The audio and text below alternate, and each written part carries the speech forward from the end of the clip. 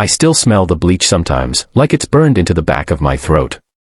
I'm standing in a bathroom that isn't mine, holding flowers that are already dying, watching my little sister on her knees, rubber gloves up to her elbows, scrubbing someone else's shit off porcelain while her husband leans in the doorway and laughs.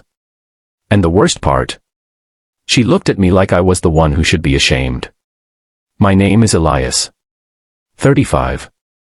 I own a tiny shop called Second Draft where kids come to paint crooked birdhouses and grown-ups come to remember they once knew how.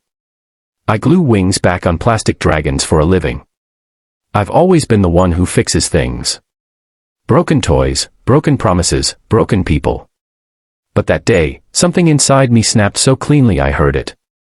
Let me take you back to the morning everything started rotting. I woke up humming because it was Lena's first day at her new job. My little sister. 27. Married 6 months. Married up, everyone kept saying. Her husband Victor came with a father who owned half the warehouses along the river. Real money. Real future. Mom repeated the word connections like it was a prayer. I grabbed the ugliest, brightest daisies I could find. Lena hates roses, she says they look like funerals in fancy dresses. 2 chocolate croissants still warm, butter bleeding through the bag. I was stupidly proud. Big brother bringing breakfast to the new executive. I walked into the building smiling. The receptionist didn't smile back. Just pointed down a hallway that smelled like industrial lemon and despair. Facilities is that way. Facilities. I heard Victor's laugh first, that easy, careless sound he makes when he knows no one will ever hit him. Then an older voice, thicker, crueler. She's only good for this kind of work anyway. I stepped through the doorway and the world tilted. Lena was on the floor. Yellow gloves. Hair twisted up with a pencil. Face shining with sweat and tears. A bucket of gray water beside her like evidence. Victor leaned against the sink, arms folded, grinning like he was watching his favorite show. His father, Mr. Caldwell, stood over her, gold watch flashing every time he waved a hand. Discipline. Starts at the bottom. Character building. Lena looked up. Our eyes locked. And she mouthed one word, please. Please don't see me like this. Please pretend this isn't happening. The daisy slipped from my fingers and exploded across the tile. I couldn't breathe. Victor finally noticed me. Oh. Hey, Elias. Like we'd run into each other at a barbecue. I looked at the men who swore to protect her. And he was smiling. I didn't scream. I didn't swing. I just turned around, walked past the posters about teamwork, past the receptionist who suddenly loved her keyboard, and stood in the parking lot until the sky stopped spinning. Then I called my mother. Mom, do you know what they have Lena doing? Lena is lucky, she snapped. Some of us never got handed a job. She's cleaning toilets while they laugh at her.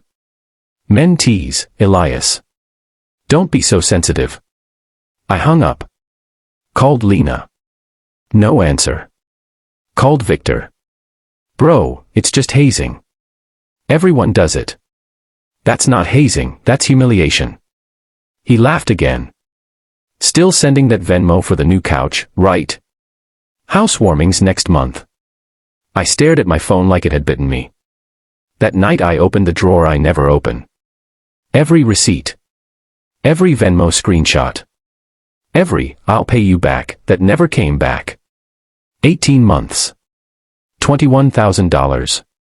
Wedding deposits. Honeymoon, Gap. Tires. Rent. Dad's 1-week loan that lasted 8 months. Mom's emergency dye jobs. Victor's watch. Their vacations. Their life. I printed it all. Highlighted every transfer in yellow until the pages looked sick. Then I texted the family chat. Sunday dinner. My house.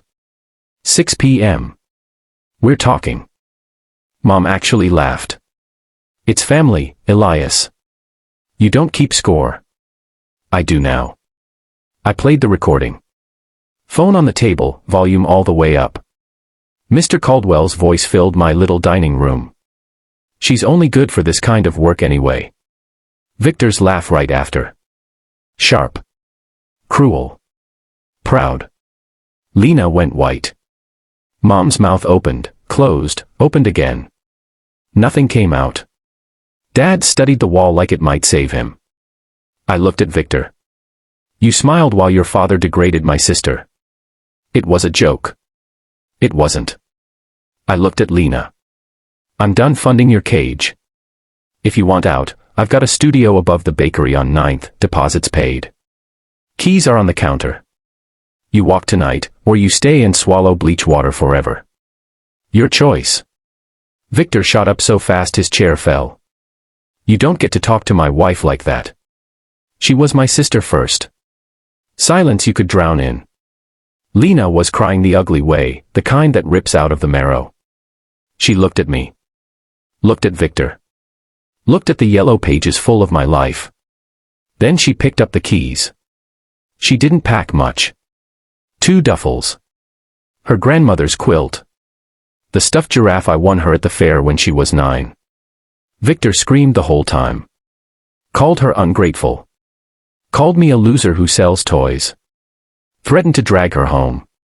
She closed the door so softly it sounded like goodbye. That was 9 months ago. She lives above the bakery now. Works mornings at a daycare where the kids fight to hold her hand. She smiles again. Real ones that reach her eyes. I still get texts from Mom, Bible verses, guilt trips, silence when I don't reply. Victor tried to fight me once in the parking lot. 1 punch, missed. Then he cried in his BMW. Mr. Caldwell sent a certified letter threatening to sue for alienation of affection.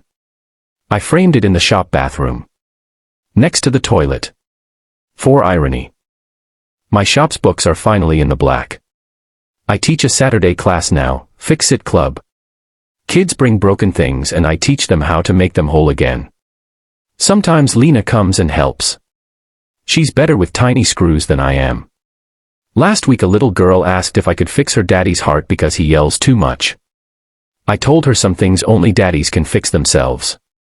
She handed me a purple crayon and said, then draw him a quieter color. I still smell bleach sometimes. But now when I walk past the cleaning aisle, I don't flinch. I just keep walking. Because love isn't a blank check. Love is the moment you stop paying for someone else's cruelty. If you're watching this and you're the one always fixing, always paying, always swallowing the bleach water so everyone else can keep smiling, tell me in the comments. When do you finally put the keys in your own hand and walk? I'm waiting to hear your story.